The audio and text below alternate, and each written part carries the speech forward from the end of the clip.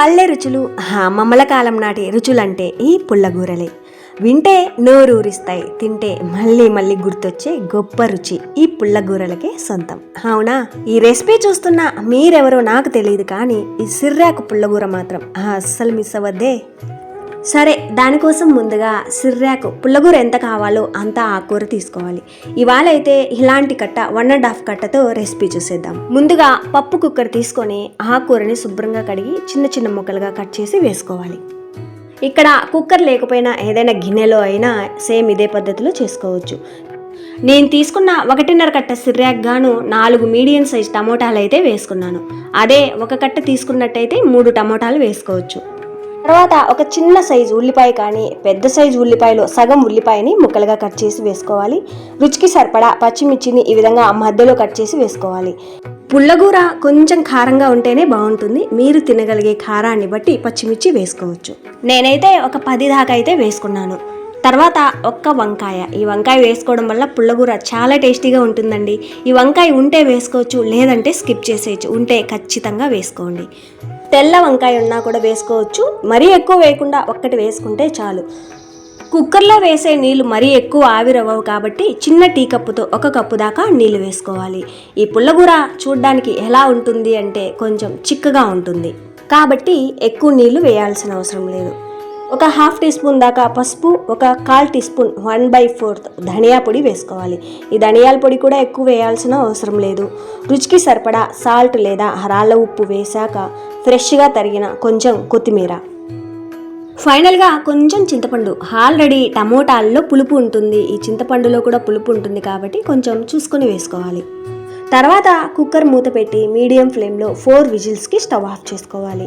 నాకు టైం ఉంది కాబట్టి విజిల్స్ వచ్చిన వెంటనే ఓపెన్ చేయకుండా ఒక 15 నిమిషాల తర్వాత ఓపెన్ చేశాను. 4 విజిల్స్కే స్టవ్ ఆఫ్ చేసుకున్నాను. ఒకవేళ మీ దగ్గర టైం లేదనుకుంటే 5 విజిల్స్ పెట్టి వెంటనే ఓపెన్ చేసుకోవచ్చు. ఒకవేళ కుక్కర్లో కాకుండా గిన్నెలో చేసుకున్నట్టయితే లో ఫ్లేమ్లో ఆ వెజిటబుల్స్ అన్నీ కూడా మెత్తగా ఉడికేదాకా ఉడికించుకోవచ్చు మూత పెట్టి. చూడండి, ఈ విధంగా మెత్తగా ఉడికిపోయి ఉండాలి. తర్వాత పప్పు గుత్తితో మెత్తగా మెదిపేసుకోవాలి. మెత్తగా అంటే మరీ మెత్తటి పేస్ట్లా కాదు, ఈ మాత్రం మెత్తగా మెదుపుకుంటే చాలు. చూడ్డానికి ఈ విధంగా ఉండాలి. ఈ స్టేజ్లో ఉప్పు కారం సరి చూసుకోవాలి. పుల్లగా ఉంది అంటే కారం అయినా తక్కువ ఉంటుంది, లేదా సాల్ట్ అయినా తక్కువ ఉంటుంది. ఈ పుల్లగూరలో ఉప్పు కారం పులుపు సరిపడా పడితేనే సరిగ్గా కుదిరినట్టు. ఇక్కడ కారం తక్కువ ఉంటే పోపులో కారానికి తగ్గట్టు ఎండుమిర్చి వేసుకోవచ్చు. సరే, ఉప్పు కారం పులుపు సరిపోయింది అంటే తర్వాత కడాయిలోకి పోపు కోసం ఒక 5-6 స్పూన్స్ దాకా ఆయిల్ వేసిన ఆయిల్ హీటెక్కిన తర్వాత ఒక 1/2 టీ స్పూన్ దాకా ఆవాలు వేసి ఆవాలు మొత్తం చూడండి ఈ విధంగా చిట్పట్లాడి బాగా గంతులేసిన తర్వాత ఒక 8 దాకా తొక్క తీసి చితగొట్టిన వెల్లుల్లి రెబ్బలతో పాటు ఎండుమిర్చి. ఇందాక రుద్దుకున్న పుల్లగూరలో కారం తక్కువ అనిపిస్తే కారానికి తగ్గట్టు ఎండుమిర్చిని తుంచి గింజలతో సహా వేసుకోవాలి. నాకైతే నేను వేసిన పచ్చిమిర్చితో కారం సరిపోయింది. ఫైనల్గా ఒక చిన్న ఉల్లిపాయని చిన్న చిన్న ముక్కలుగా కట్ చేసి వేసి మీడియం ఫ్లేమ్లో ఈ ఉల్లిపాయలు ఎర్రగా వేగి దాంతో పాటుగా వేసిన వెల్లుల్లి కూడా ఎర్రగా వేగాయి అంటే పుల్లగూర టేస్ట్ అనేది చాలా బాగుంటుంది. చూడండి, ఈ మాత్రం వేగితే చాలు. ఈ విధంగా వేగుతున్నప్పుడే మంచి పోపు స్మెల్ అయితే వస్తూ ఉంటుంది.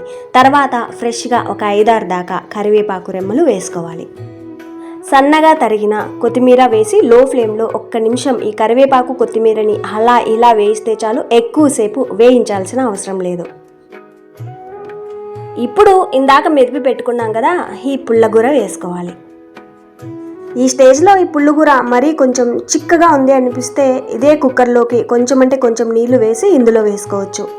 వేసే ఆ నీళ్లు కూడా మరీ ఎక్కువ వేయకూడదండి. ఈ పుల్లగూర మరీ పల్చగా ఉంటే టేస్ట్ అనేది అంత బాగుండదు. ఈ స్టేజ్లో కూడా ఫైనల్గా మళ్ళీ ఒకసారి ఉప్పు కారం సరి చూసుకోవచ్చు.